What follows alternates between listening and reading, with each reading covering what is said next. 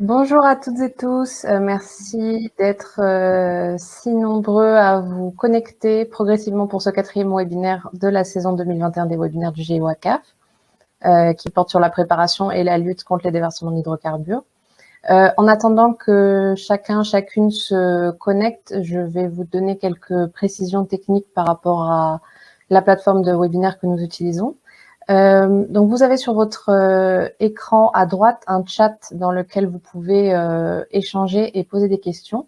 Nous répondrons à ces questions en fin de webinaire durant une session de questions-réponses dédiée. Vous avez également au-dessus de l'endroit où vous tapez votre message une section téléchargement où vous pourrez trouver progressivement tout au long du webinaire des documents et les présentations en PDF qui seront mises à votre disposition. Si vous rencontrez une quelconque erreur technique, si vous avez des problèmes de connexion, vous pouvez simplement vous reconnecter en appuyant sur le bouton rouge « Se reconnecter » en haut de votre écran. Et enfin, sachez que tous les webinaires du GIWACAF sont disponibles en replay sur notre site internet giwacaf.net ainsi que les documents en téléchargement. Pour en venir à ce webinaire précisément, donc je me présente, je m'appelle Chloé Gondo, je suis coordinatrice du projet GIWACAF. Je suis accompagnée aujourd'hui par Saskia Sessions-Puplet, qui est conseillère technique senior à Cialarm. Bonjour Saskia. Bonjour à tous. J'ai également avec moi son collègue Christophe Blasi, qui est conseiller technique à Cialarm. Bonjour Christophe. Bonjour à tous. Et enfin, dernier intervenant pour ce webinaire, je vous présente Claude Welter, qui est cofondateur et directeur du Wildlife Rescue Center Oostende. Bonjour à tous. Et enfin, je salue également ma collègue Émilie Canova, qui est chef du projet GIWACAF, que vous ne voyez pas aujourd'hui, car elle s'occupe de la technique et je l'en remercie. Alors, je vais passer à la présentation de ce webinaire et du projet GIWACAF. Chers intervenants, vous pouvez vous déconnecter et enfin en tout cas couper votre caméra et revenir plus tard. Je vous remercie. Donc après une première série de webinaires organisés l'an dernier sur les grands principes et le cadre général de la préparation et de la lutte contre les déversements d'hydrocarbures, dont vous pouvez retrouver encore une fois toutes les vidéos en replay sur notre site internet. Cette deuxième saison de webinaire se concentre sur des sujets un peu plus spécifiques et techniques. Pour celles et ceux qui n'auraient pas assisté à la première série de webinaires et qui ne connaîtraient pas le projet GIWACAF, je vais d'abord vous présenter ce projet très brièvement avant d'introduire le webinaire du jour et les présentations de nos intervenants. Donc, concernant l'initiative mondiale pour l'Afrique occidentale, centrale et australe, donc GIWACAF en est l'acronyme en anglais, sachez que le projet GIWACAF a été lancé en 2006 dans le cadre de l'initiative mondiale, elle-même lancée en 1996 par l'OMI et l'IPIECA. L'OMI étant l'Organisation maritime internationale, donc l'institution spécialisée des Nations Unies chargée de la sécurité de la navigation et la protection du milieu marin, et l'IPIECA étant l'association de l'industrie pétrolière et gazière pour l'amélioration des performances sociales et environnementales. Le but du projet GIWACAF est véritablement de renforcer les capacités des 22 pays partenaires pour se préparer et lutter en cas de déversement d'hydrocarbures, et tout ça dans un but plus général de mieux protéger leur environnement marin et côtier. Il s'agit aussi de promouvoir la coopération entre les gouvernements et l'industrie dans l'esprit de la convention OPRC 90. C'est une convention clé pour la préparation et la lutte contre les déversements d'hydrocarbures qui vous a été présentée plus amplement lors des webinaires de la saison 1. C'était les webinaires 2 et 3, il me semble. Pour cela, le GIWACAF organise un certain nombre d'activités, notamment des ateliers nationaux et sous-régionaux, des formations, des exercices, une conférence qui a lieu chaque 2 ans et des activités d'assistance technique.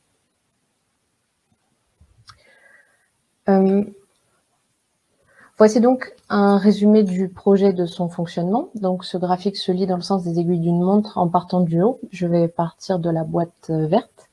Le projet GWACAF est donc un projet commun au secteur public et privé qui vise à réduire les impacts des pollutions marines par hydrocarbures. Comme dit précédemment, le projet soutient 22 pays africains partenaires que vous avez vu sur la carte précédente dans le renforcement et la mise en œuvre des systèmes nationaux de préparation et de lutte. Le projet maintient un lien permanent avec les parties prenantes afin de fournir des solutions de renforcement de capacités adaptées aux besoins. Encore une fois, nous organisons des ateliers, des formations, des exercices et des conférences pour poursuivre cet objectif.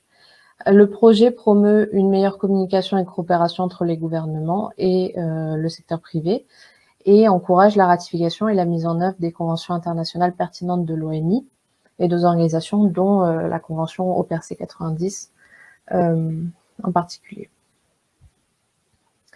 Donc, s'appuyant sur la première saison diffusée de juin à décembre 2020 qui abordait les grands principes et le cadre général de la préparation et la lutte contre les déversements d'hydrocarbures sous plusieurs angles, on a vu les angles techniques, juridiques, institutionnels. La saison 2021 est composée de 8 webinaires qui couvriront des sujets spécifiques liés à la préparation et à la lutte en cas de déversement d'hydrocarbures. Le webinaire d'aujourd'hui est le 4e de cette saison et il est consacré à la protection de la faune en cas de déversement d'hydrocarbures. Il poursuit les objectifs suivants en particulier. Ce sera l'occasion pour vous d'avoir une vue d'ensemble des concepts clés dans la préparation de la lutte contre la faune polluée, de comprendre les diverses techniques et procédures de protection et de réhabilitation de la faune polluée, et de comprendre l'importance d'un plan de préparation qui soit dédié à la protection de la faune. Pour cela, nous avons aujourd'hui des intervenants qui présenteront chacun pendant 15 à 20 minutes et puis qui répondront à vos questions laissées dans le chat à la fin du webinaire. La première présentation sera donnée par Christophe Blasi qui vous donnera une vision d'ensemble sur la protection de la faune mazoutée. Sa collègue Saskia nous rejoindra plutôt en fin de webinaire pour répondre aux questions que vous aurez. Et la deuxième présentation sera donnée par Claude Welter qui se concentrera sur les défis de la protection de la faune polluée en Afrique grâce à des études de cas. Vous trouverez à cet effet le programme de ce webinaire dans les documents à télécharger d'ici peu, si ce n'est pas déjà fait. Enfin, vous trouverez plus d'informations sur nos activités dans la brochure de présentation qui est également dans les documents à télécharger ou sur notre site internet ou notre page LinkedIn. Je laisse maintenant la parole à Christophe pour la première présentation. Merci à toutes et tous pour votre attention. Bonjour à tous, vous me voyez, j'espère. Je viens de mettre en place ma caméra. Alors, présentation. Est-ce que vous voyez bien la présentation? C'est bon, Christophe. Super. Bon, bonjour à tous. Donc, je m'appelle Christophe Blasi. Je suis conseiller technique à SeaAlarm. Et donc, c'est avec grand plaisir que je vais vous faire la première présentation de ce webinaire dédié à la protection de la faune sauvage en cas de déversement d'hydrocarbures. Donc, encore merci pour l'invitation. Donc, brièvement, je vous ferai donc une introduction de ce qu'est la protection de la faune sauvage en cas d'incident, donc les points clés. Je vous présenterai également l'expertise et le rôle de SeaAlarm dans ce domaine parce que c'est là où donc c'est le cœur de notre métier. Et enfin, les défis que nous avons identifiés avec notre expérience pour intervenir en Afrique. Donc, on a essayé de vraiment faire en sorte que cette présentation vous parle, donc soit focalisée sur la région WACAF. Donc, les principales sources de pollution marine que l'on a pu identifier dans votre région sont les plateformes offshore, les grands ports maritimes et le trafic maritime. Donc, comme vous pouvez le voir sur cette slide, sur les cartes, ces activités se situent de partout sur le territoire, passant de la Mauritanie jusqu'en Afrique du Sud. Donc, il y a vraiment une grande sensibilité écologique via ces activités humaines. Donc, c'est important d'avoir ça en tête parce que le risque est présent et vraiment localisé partout sur votre région. Et en termes de risque écologique, donc d'une part, vous avez vraiment, c'est pas une liste exhaustive, mais le long de votre frange côtière, des écosystèmes très riches et divers, mais par contre très vulnérables aux pollutions marines. Donc juste pour en nommer certains, les récifs coralliens, les mangroves, les herbiers marins, les forêts kelp également. Donc vraiment des habitats clés où justement des espèces marines en danger peuvent habiter. Donc des mammifères marins, des tortues marines, mais également des oiseaux qui utilisent ces habitats pour se reproduire, se nourrir, etc. Et qui peuvent être en très grande concentration le long de votre côte et donc accentuer ce risque de pollution marine. Donc, c'est aussi important d'avoir ça en tête. Donc, de quoi parle-t-on lorsqu'on parle de lutte contre la faune sauvage polluée? Tout d'abord, on parle d'évaluation et de surveillance et de documentation des impacts, c'est-à-dire vraiment avoir une idée assez détaillée de l'endroit où vont se situer ces espèces, la plupart migratrices, quel type d'espèces, quand, parce qu'elles fonctionnent selon les saisons. Donc ça permet de savoir quel peut être le risque et de pouvoir l'anticiper en cas de lutte. Donc, lorsque malheureusement il y a une pollution marine et que donc il y a un risque pour la faune, il y a toutes sortes de techniques, comme vous pouvez le savoir déjà avec les précédents webinaires. Donc, il y a des luttes, par exemple, en mer pour contenir le pétrole avec les barrages flottants, l'utilisation de dispersants. Mais dans notre domaine, on a d'autres techniques qui sont pour effaroucher les animaux, qui peuvent être des techniques visuelles ou sonores. Pardon. Donc, vraiment pour faire partir les animaux loin des nappes de pétrole, mais également des captures préventives d'animaux ou d'œufs sur le littoral pour éviter d'être mazoutés.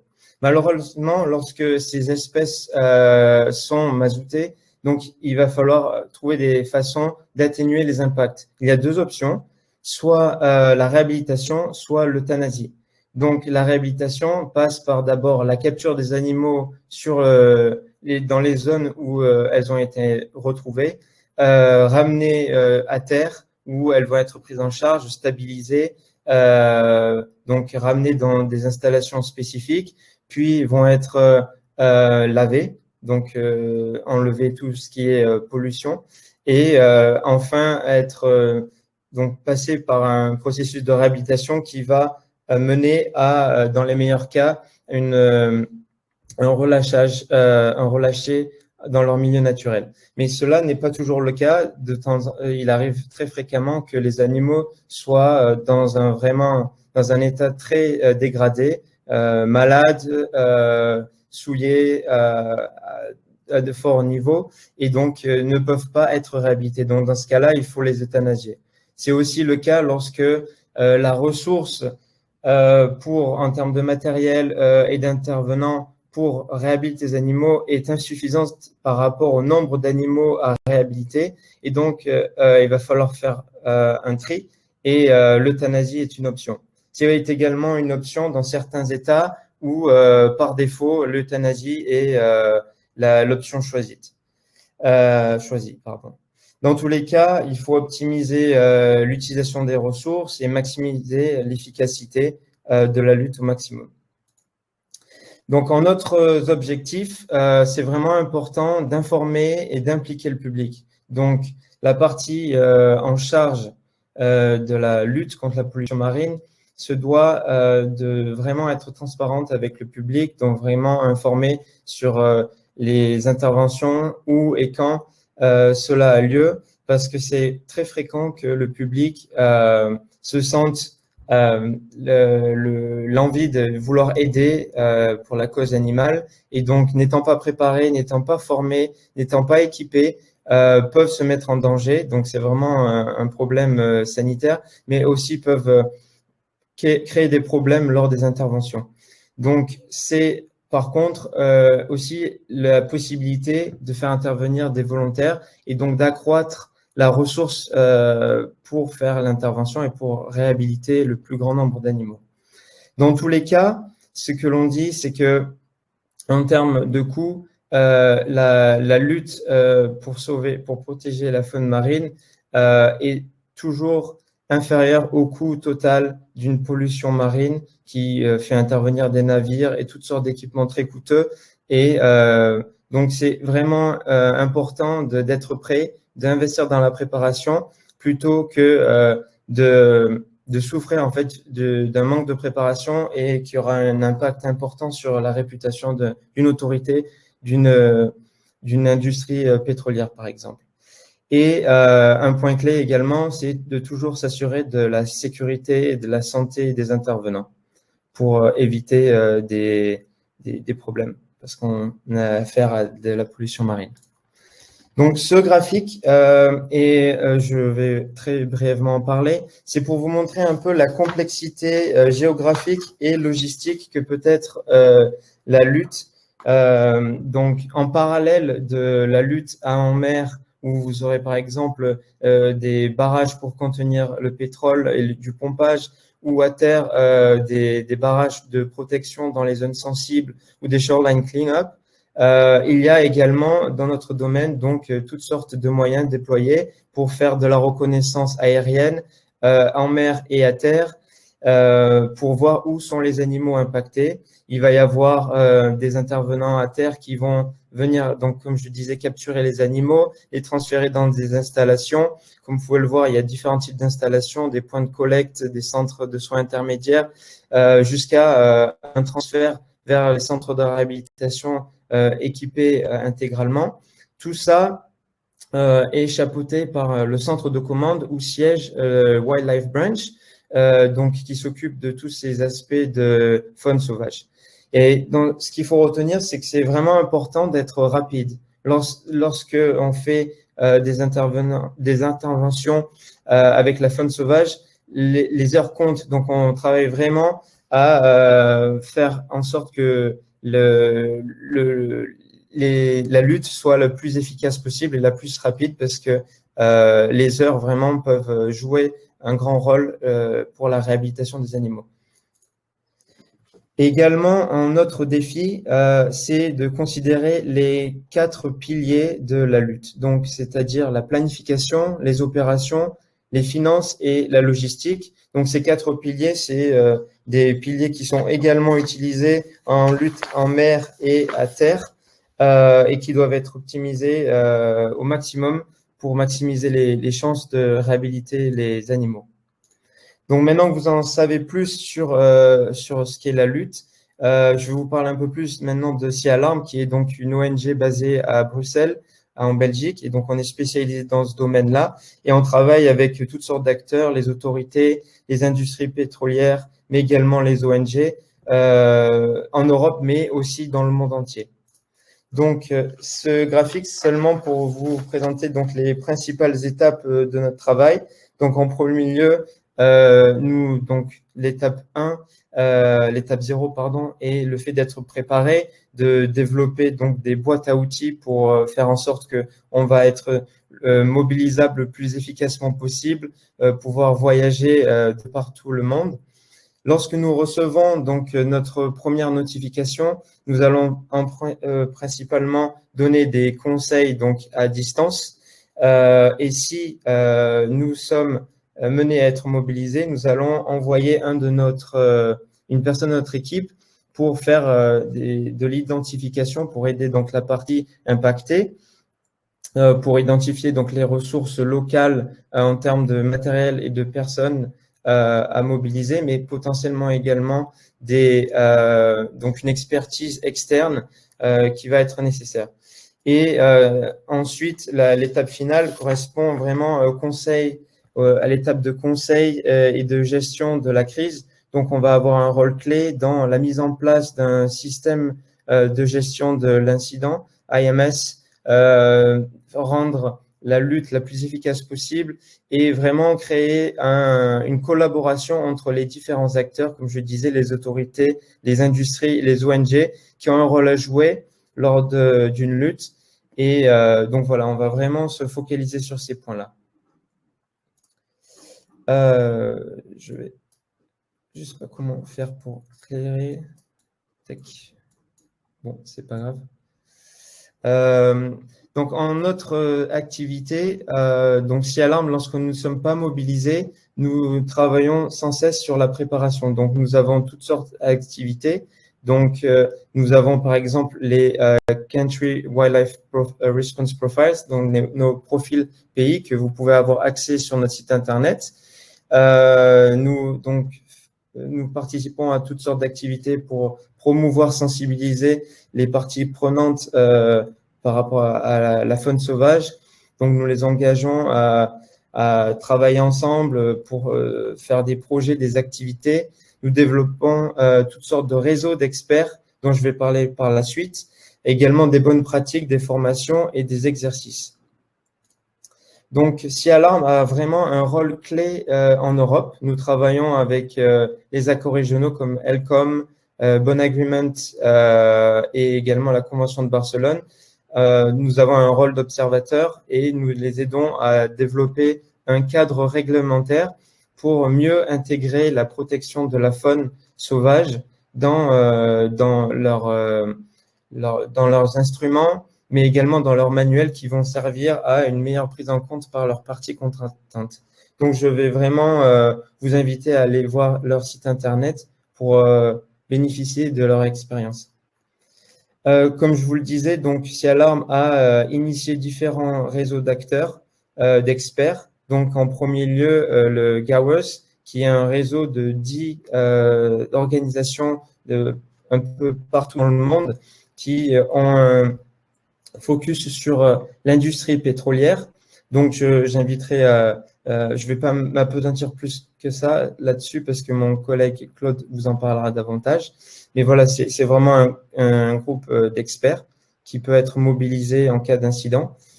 Et également en Europe, le réseau EUROA, qui est un réseau composé de 8 organisations, donc coordonné par SIA Alarm, qui, lui, a pour principal objectif d'améliorer la préparation en Europe, donc pour aider les autorités européennes à mieux prendre en compte ces aspects de lutte lors de la gestion des incidents.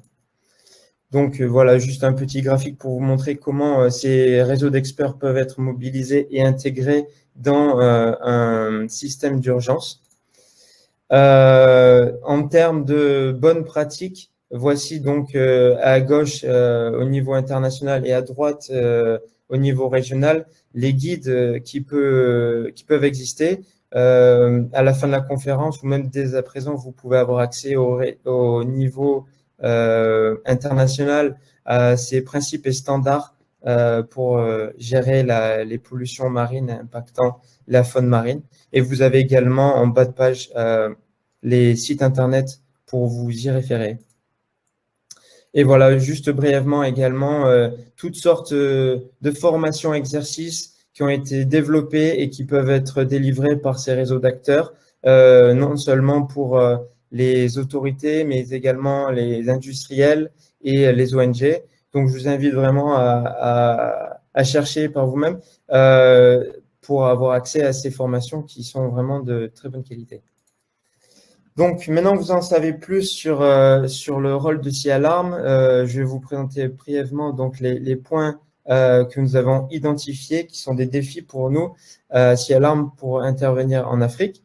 Donc, comme je vous le disais, pour des aspects de préparation, SIA Alarm a développé tout ce qui est Country Wildlife Response Profiles, donc qui sont disponibles sur notre site internet pour chaque pays. Et donc, chaque profil nous permet ensuite d'être agrégé et faire des ce qu'on appelle des Regional Response Profiles, donc des profils régionaux, et donc dans notre cas, le profil de la région WACAF. Comme vous pouvez le voir, donc il y a un code couleur qui part de vert pour un très bon niveau de préparation jusqu'à rouge pour un niveau de préparation assez bas, assez faible.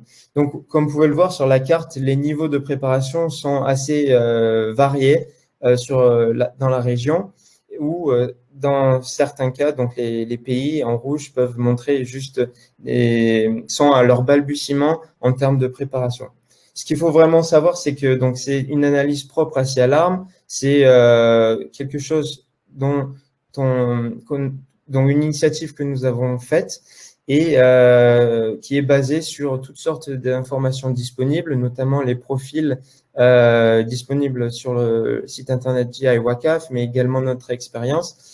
Et vraiment, nous vous invitons, si vous avez des commentaires, à les partager avec nous pour améliorer cette analyse. Comme vous pouvez le voir, il y a beaucoup de pays où il y a un manque crucial d'informations.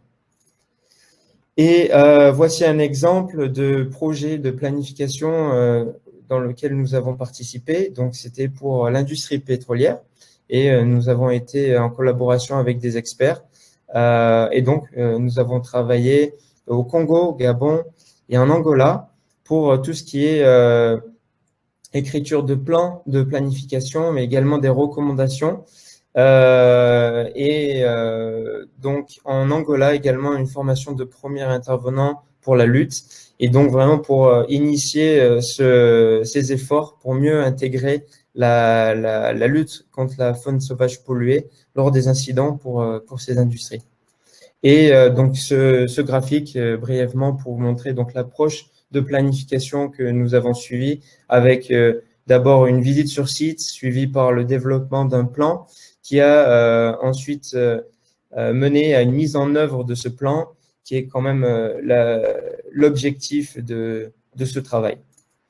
Donc, pour conclure, il est vrai qu'il y a une forte sensibilité de pollution marine sur votre territoire, de par les activités humaines et par la richesse écologique. Il existe toutes sortes d'outils pour vraiment améliorer la prise en compte de la faune marine lors des incidents, mais également une expérience mondiale qui est disponible en termes de planification, formation, également exercice. Donc, vraiment, je vous invite, si vous êtes intéressé, à vous pencher là-dessus. Donc, les réseaux GAWES et EURA sont des réseaux d'experts qui sont disponibles, qui peuvent être mobilisés lors de luttes et aussi en termes de conseils. Et enfin, donc, SIA Alarm, de par son expérience et son réseau, peut vraiment, si vous en avez besoin, vous soutenir dans cet effort pour vraiment faire de la planification et être mieux préparé à faire face à une pollution marine. Donc voilà, je vous remercie pour votre attention et je crois que nous avons eu un quiz. Tout à fait, Christophe. Je passe à ton quiz. Alors, je lance d'abord la première question. Voici. Donc, la question est la suivante. Quels sont pour vous les défis les plus importants dans votre pays concernant la protection de la faune mazoutée? Vous pouvez choisir la première réponse, manque de moyens humains et financiers. La deuxième réponse, manque d'intérêt. Ou bien la réponse autre. Et à ce moment-là, vous pouvez la taper dans le chat. Alors, un petit rappel, pour le sondage, il doit apparaître sous le chat en bas à droite de votre écran. Vers le haut, vous avez une petite flèche pour dérouler. Voilà, je vois que ça commence à bouger. Sachant que j'en profite pour dire quelque chose, dans le chat, actuellement, nous avons visiblement un problème technique. Il y a beaucoup de personnes qui se sont vues attribuer le pseudo de Chloé Gondo. Donc, j'en suis désolée, c'est visiblement un problème. Donc, si vous voulez rectifier le tir, vous pouvez indiquer votre nom et votre structure d'origine dans le chat. Alors, je vois que ça évolue un peu. Christophe, tu vois les mêmes résultats que moi? Au niveau du pôle, oui, je vois que ça évolue. Principalement, j'attends la fin du pôle. Oui, bien sûr. Alors, pour l'instant, on a principalement des réponses dans l'outil questions. On n'a pas de réponse autre, il me semble. Mais je suis ravie de voir qu'on a déjà pas mal de questions très intéressantes suite à ta présentation, Christophe. Ok, je vais terminer maintenant cette première question pour après passer à la suivante. Donc, on a 66% des participants qui nous ont dit que c'était par manque de moyens humains et financiers, 33% par manque d'intérêt. As-tu un commentaire à faire, Christophe? Manque d'expertise également dans le chat. D'accord. Manque de moyens, oui, c'est également ce qu'on a remarqué donc avec notre analyse à l'échelle régionale. C'est pour mener à bien une lutte et que ça soit efficace. C'est vrai que donc il y a besoin de ces experts, mais également qu'ils viennent avec qu'ils aient accès à tous ce matériel de lutte qui a besoin d'être acheté quelque part et déployé sur place lors des incidents. Et ça peut représenter un biais financier pour certains pays, j'imagine. Manque d'intérêt, c'est justement quelque chose qui m'intéresse. J'aurais bien aimé connaître les raisons du manque d'intérêt, justement. Peut-être que les personnes qui ont voté pour cette option peuvent un peu plus élaborer là-dessus. Et sinon, j'avais vu manque d'expertise. Oui, manque d'expertise. Précisé dans le chat. Très bien. Je passe à la question suivante. Je l'affiche à l'instant. La question 2 est la suivante. À votre avis, le GWACAF doit-il développer davantage d'activités au sujet de la protection de la faune sauvage en cas de déversement d'hydrocarbures? Merci Christophe pour cette excellente question. Donc là, vous pouvez répondre par oui ou par non en utilisant l'outil sondage qui, pour rappel, apparaît sous le chat en bas à droite de votre écran. Et vous pouvez le déplier en cliquant sur une petite flèche. Je vous laisse quelques secondes, mais visiblement, les résultats sont sans appel. Je ne pense pas que ça évolue beaucoup. Bon, je termine là la question. Donc, nous avons 100% de l'audience qui pense que oui. Un petit commentaire, Christophe? Oui, c'est une bonne nouvelle de voir donc cet intérêt pour donc les parties contractantes pour vraiment pousser sur ce sujet-là. Et SIA Alarm est certainement très intéressé pour voir les progrès, les prochaines activités que le GIWACAF pourrait mettre en place dans les prochaines années pour justement améliorer la préparation à la lutte. Et nous serons disponibles si besoin pour vous épauler. Merci beaucoup. C'est vrai que c'est un intérêt grandissant de notre part et de la part de nos pays partenaires. Christophe, un grand merci pour ta présentation. Je vais l'arrêter ici. Merci beaucoup. On te retrouve à la fin avec ta collègue pour répondre aux nombreuses questions. Alors, essayons d'avancer rapidement. J'appelle maintenant Claude pour sa présentation. Claude, c'est à toi. Merci. Bonjour à tous et encore une fois, merci pour l'invitation. Je m'appelle Claude Velter, donc je travaille dans le centre de revalidation des oiseaux en Belgique, ce qui n'est pas en Afrique, mais on a déjà parlé des réseaux internationaux et je vais vous présenter un cas du SYNCOP, donc l'organisation en Afrique du Sud. Dans ce réseau, on aide l'un et l'autre, pas uniquement pendant une marée noire, mais aussi pour traduire certaines choses. Et voilà, c'est mon tour pour faire une petite présentation en français. Je ne suis pas francophone, donc je m'excuse d'avance pour quand je fais des petites erreurs. Donc, le cas que je vais vous présenter, c'est passé en Namibie et en Afrique du Sud. Comme j'ai dit, c'est Syncop qui a fait cette lutte. Syncop est une organisation spécialisée en oiseaux marins. Ils gèrent 2 centres de réhabilitation en Afrique du Sud, mais ils font beaucoup plus. Donc, bon, tout d'abord, leur plus grand rôle a été pendant la marée noire du Treasure en 2002. C'est un cas que je ne vais pas expliquer en détail, mais c'est le plus grand cas qu'on connaît dans le monde. C'était en saison de reproduction pour les manchots du Cap. Et la nappe de mazout a vraiment couvert tout l'endroit où les manchots étaient en train de se reproduire.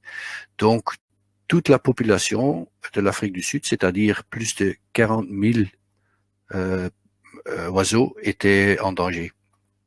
Syncop est le seul centre d'intervention en Afrique du Sud.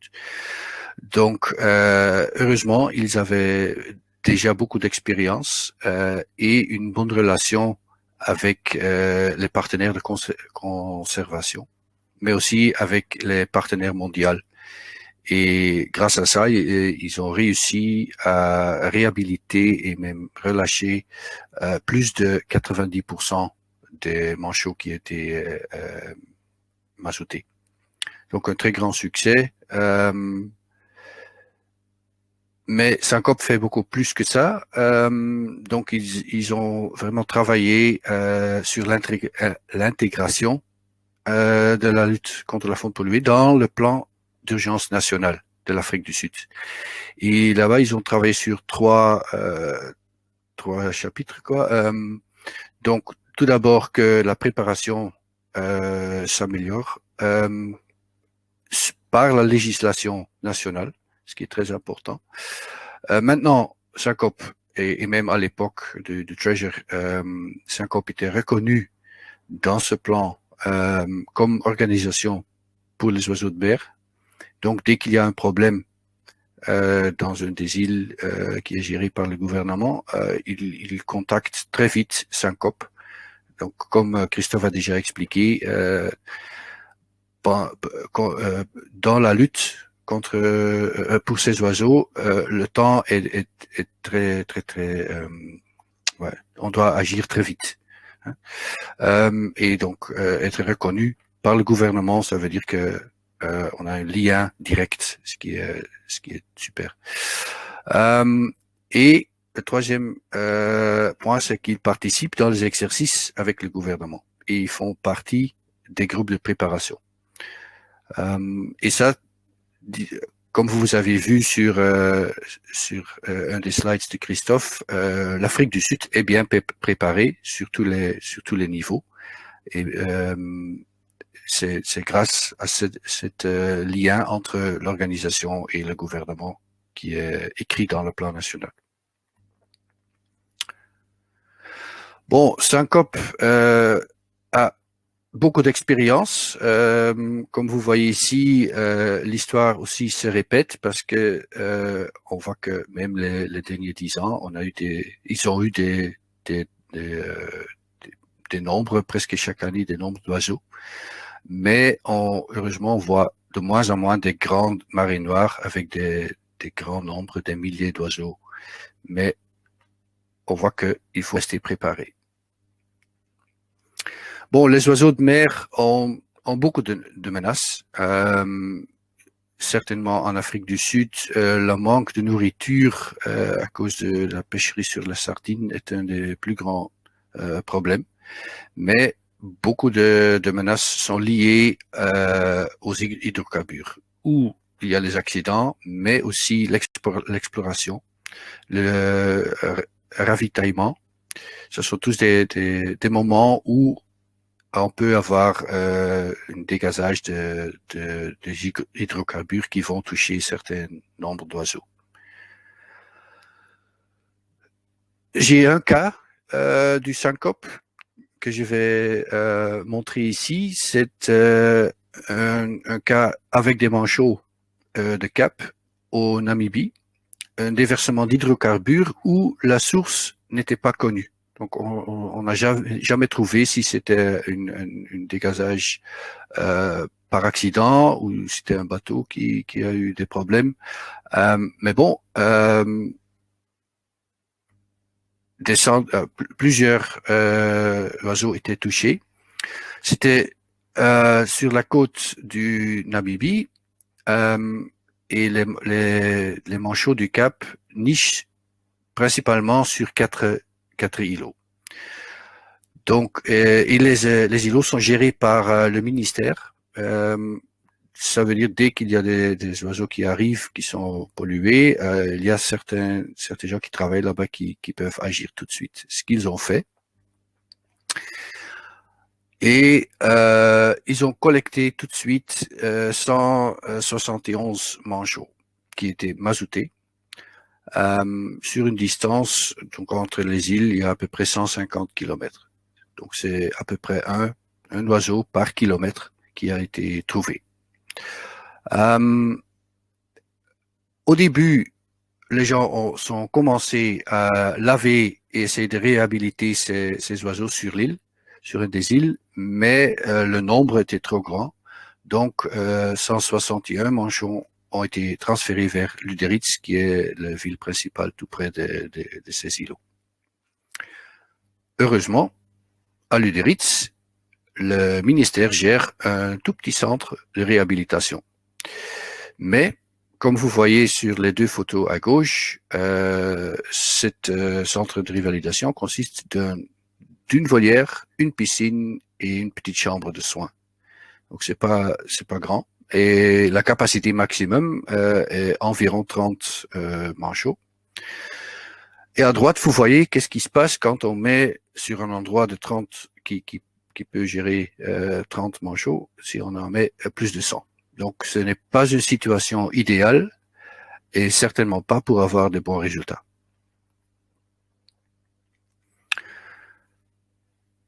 Donc le problème, c'était que les installations étaient trop petites et le ministère a vite décidé, ensemble avec Syncop, de faire une évacuation de certains oiseaux vers Cape Town.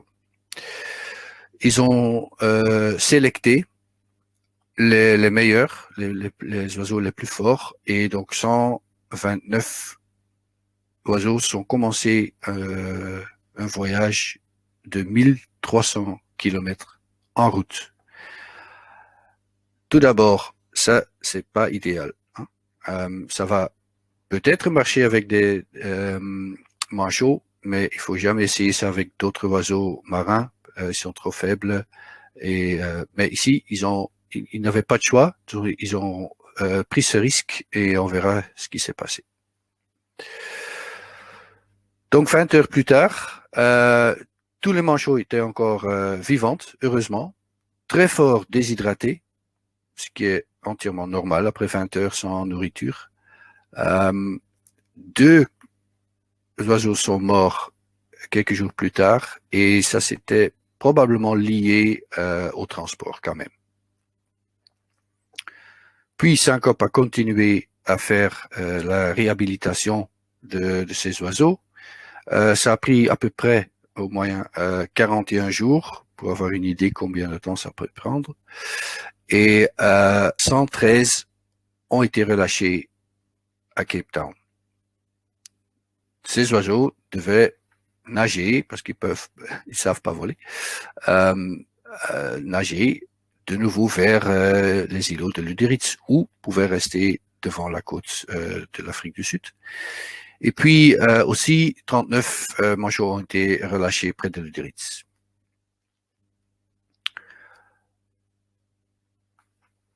J'ai déjà expliqué que les îlots sont gérés par le ministère, donc il y a des sauvegardes là, et ils ont vu fin août que quand même déjà 34 manchots sont rentrés.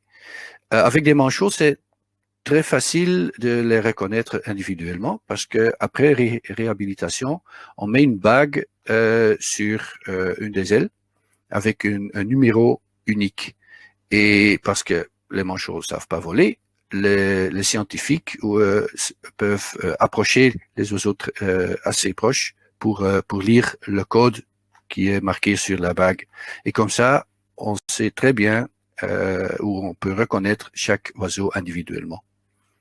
Mais ça veut dire que ils ont fait ce voyage de plus de 1000 kilomètres en à peu près 2 semaines, ce qui est quand même énorme après une période de réhabilitation.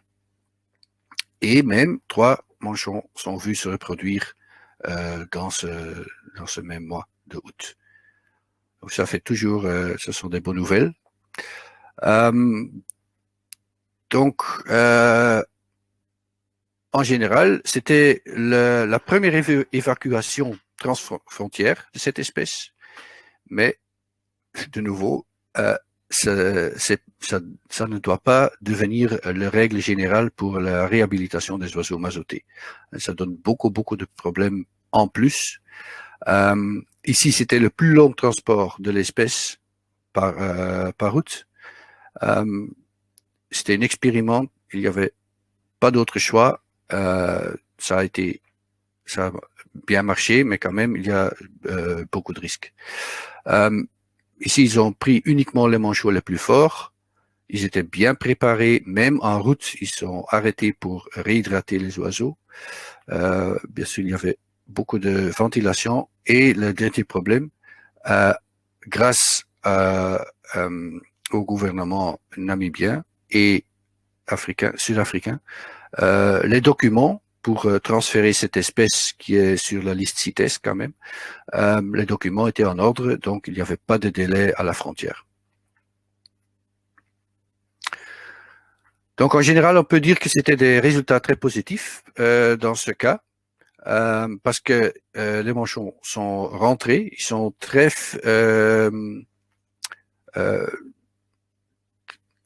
comment je vais dire, ils sont très pardon, excusez-moi, je ne trouve pas le mot. Dis-le en anglais, on va t'aider. They're very they like to return to the same place where they breed.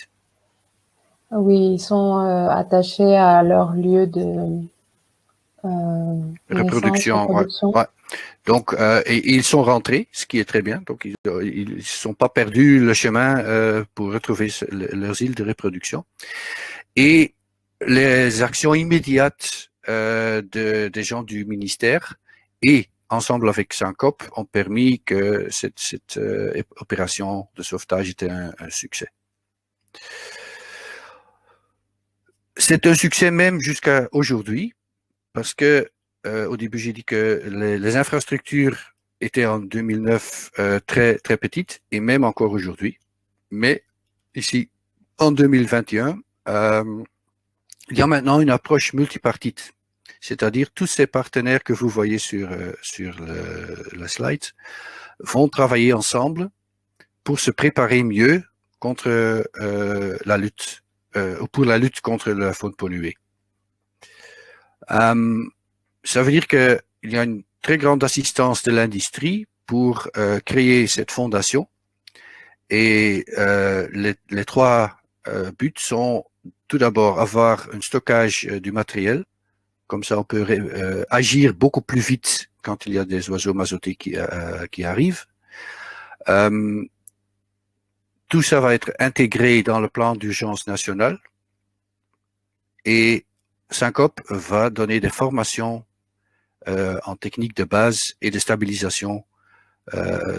Comme ça, les oiseaux sont beaucoup mieux reçus les premiers jours, et après, Syncop peut encore venir aider sans mettre tous ces oiseaux de nouveau sur un transport de plus de 1000 km. Voilà, merci pour votre attention, et je suis encore disponible pour des questions. Merci beaucoup, Claude. Eh bien, c'est parfait au niveau du temps imparti. Merci beaucoup. Je te laisse fermer ta présentation. Je demanderai aux intervenants, intervenantes de bien vouloir allumer leur caméra et leur micro. Nous allons maintenant passer aux questions-réponses. Alors, je prends la première question qui nous est arrivée. Donc dans l'ordre. C'était au moment de la présentation de Christophe. En alternative à l'euthanasie, peut-on garder les animaux en captivité ou leur prodiguer des soins dans des sanctuaires? Je laisserai plutôt cette question à Claude, s'il veut bien y répondre. Oui, merci. Donc, c'est toujours bien une possibilité, mais le but de la réhabilitation, c'est toujours de remettre les oiseaux en liberté et qu'ils peuvent de nouveau se reproduire et vivre comme avant. Donc, mais bon, c'est toujours une décision du gouvernement, bien sûr, mais normalement, c'est pour remettre les oiseaux en liberté. Très bien. Là, j'ai une question spécifique pour Christophe. Avez-vous entamé un travail préalable d'identification des experts locaux dans la zone WACAF? Comme vous le dites, il faut être très réactif et rapide pour gérer la faune sauvage impactée, et ce screening des experts n'est pas à réaliser en temps de crise. Oui, tout à fait. Merci pour la question. En effet, il faut vraiment, ça fait partie de la préparation. Comme je le disais, c'est donc notre point zéro dans le graphique, si vous vous rappelez, où on se prépare à la mobilisation. Donc, c'est ce travail préparatoire par lequel on travaille avec les autorités, les industriels, les ONG locales. Et c'est avec ces informations-là qu'on élabore nos profils pays. Donc, les profils pays couvrent toutes sortes d'aspects liés donc à la préparation et ça inclut donc les différents centres d'expertise qui existent avec lesquels nous pouvons collaborer lorsque nous sommes mobilisés ou lors de mobilisation de d'autres experts pour un incident assez majeur. Peuvent se référer. Donc oui, effectivement, nous sommes sans arrêt en train de mettre à jour notre base de données d'experts pour vraiment avoir l'information le plus vite possible, parce que c'est important d'être rapide. Puis-je ajouter juste un petit mot là? C'est vrai qu'avec notre Country Profiles, on ramasse des infos en gros sur les sources d'expertise, les organismes et les organisations qui peuvent intervenir en cas de pollution pour la faune. Mais ce qui est aussi très important, c'est pour les autorités et pour les sociétés pétrolières de mieux connaître ces organismes sur le terrain, pour les connaître en termes de leur capacité, combien d'experts ils ont, combien d'animaux ils peuvent travailler avec. Et ça sera partie d'une processus de planning national pour que les autorités et les sociétés pétrolières savent bien qu'est-ce que les organismes peuvent faire et qu'est-ce qu'ils peuvent pas. Quels sont les besoins, les moyens de soutien qui doivent être ajoutés par les sociétés et les autorités en cas de pollution. Donc, nous, on ramasse des infos générales, mais pour être sûr qu'on peut travailler avec ces organismes locaux, il faut travailler dessus dans la préparation et les faire participer dans les activités de formation, d'exercice pour la faune polluée. Merci beaucoup à tous les deux. Alors, je passe à la prochaine question. Étant donné que le projet GWACAF est mis en place pour soutenir les pays côtiers africains, je voudrais savoir s'il existe des centres de collecte des animaux sauvés ou euthanasie le long des côtes africaines. Je pense qu'en cas de pollution, la réaction doit être plus rapide pour une bonne efficacité. Qu'est-ce que le projet envisage sur le cas des pollutions en Afrique? Alors, beaucoup de questions en une. Est-ce que vous avez connaissance, je m'adresse à tous les trois, de centres de réhabilitation de la faune sauvage le long des côtes africaines? On a bien sûr parlé de Sankob dans l'exemple donné par Claude. si je peux, il existe des autres centres de révalidation dans la région. Mais il y a une gamme dans leur capacité.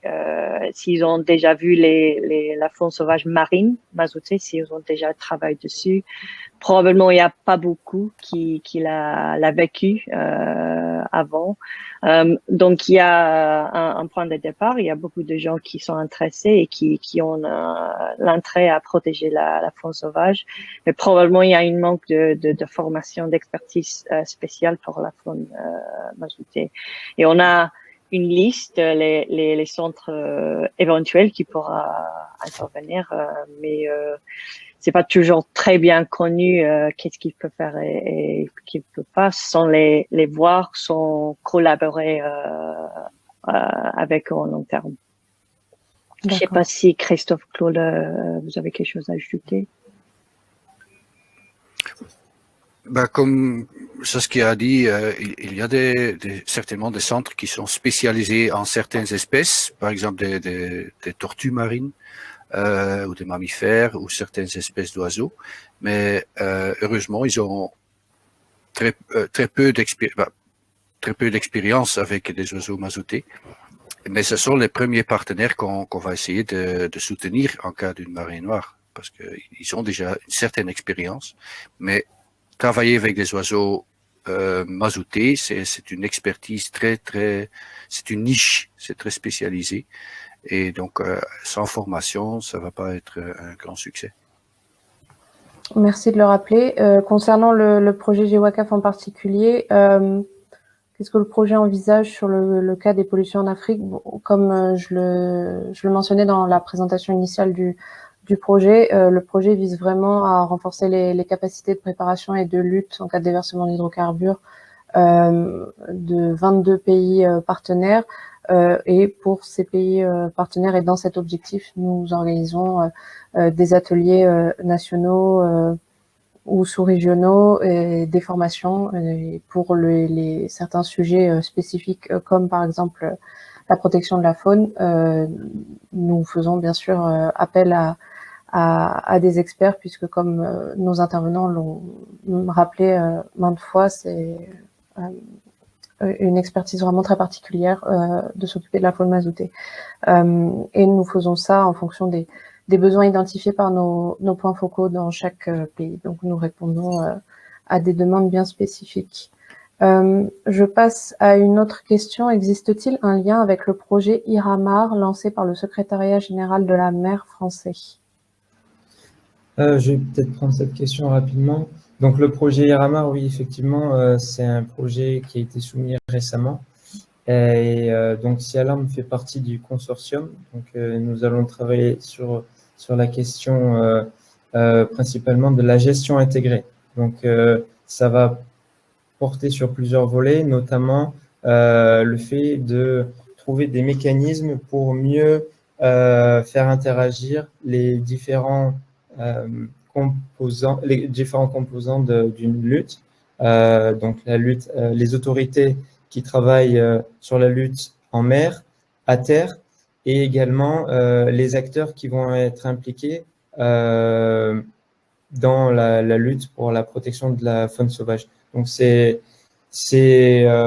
projet a un lien effectivement avec le sujet que l'on aborde, mais sera un focus principalement en Europe, donc en Méditerranée, en mer Baltique et en mer du Nord.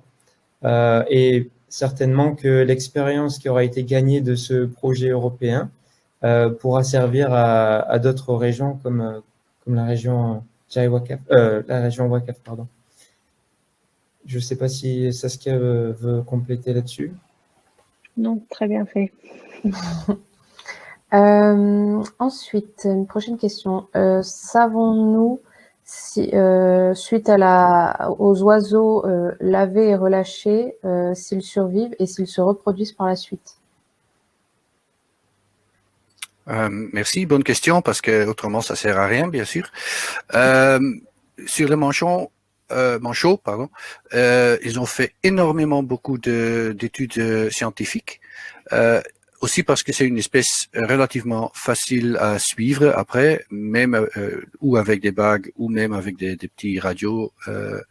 Et ils ont fait des études pendant des dizaines d'années.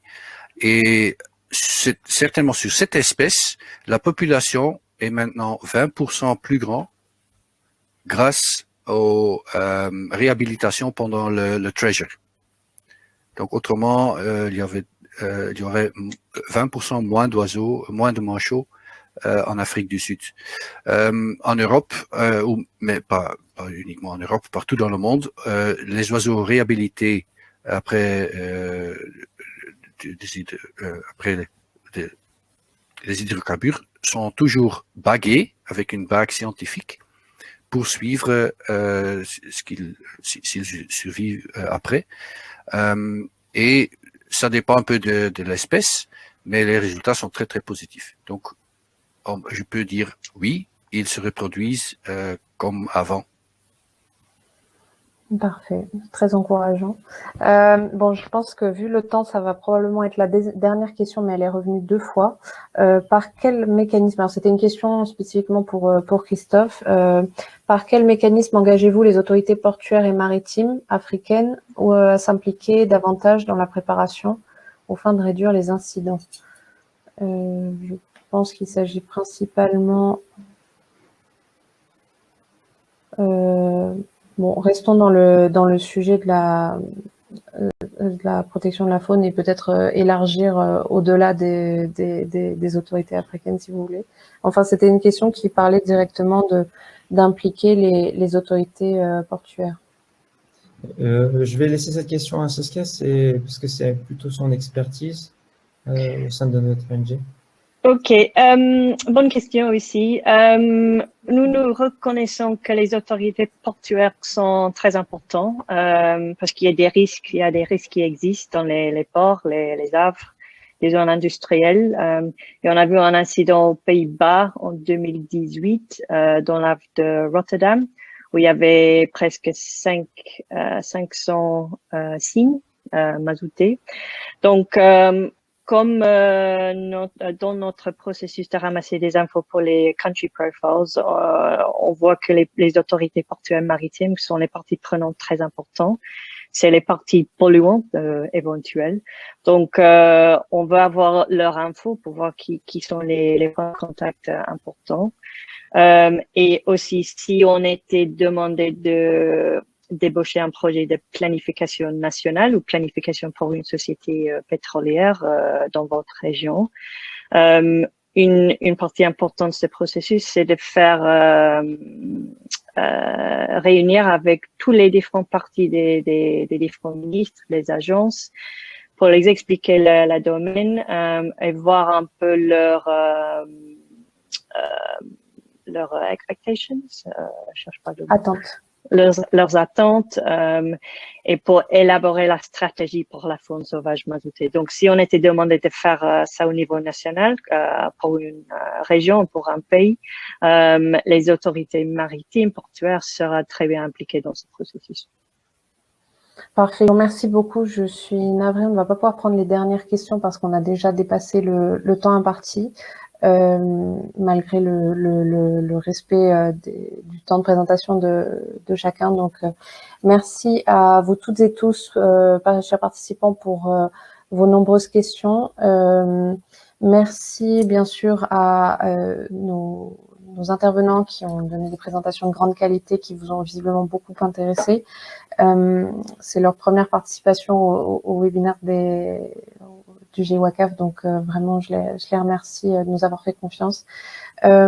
Enfin, merci beaucoup à ma collègue Émilie qui s'est chargée des quelques problèmes techniques et de relever les nombreuses questions du chat. Merci à vous toutes et tous pour votre engagement. Restez connectés sur notre page LinkedIn, notre site internet pour plus d'informations sur la date du prochain webinaire. Vous pouvez également, depuis notre site internet, vous inscrire à la newsletter du GWACAF pour avoir directement ces informations dans votre boîte mail. Et enfin, je vous souhaite une très bonne fin de journée à toutes et tous. Merci encore. À bientôt. Au revoir. Au revoir. Merci, au revoir.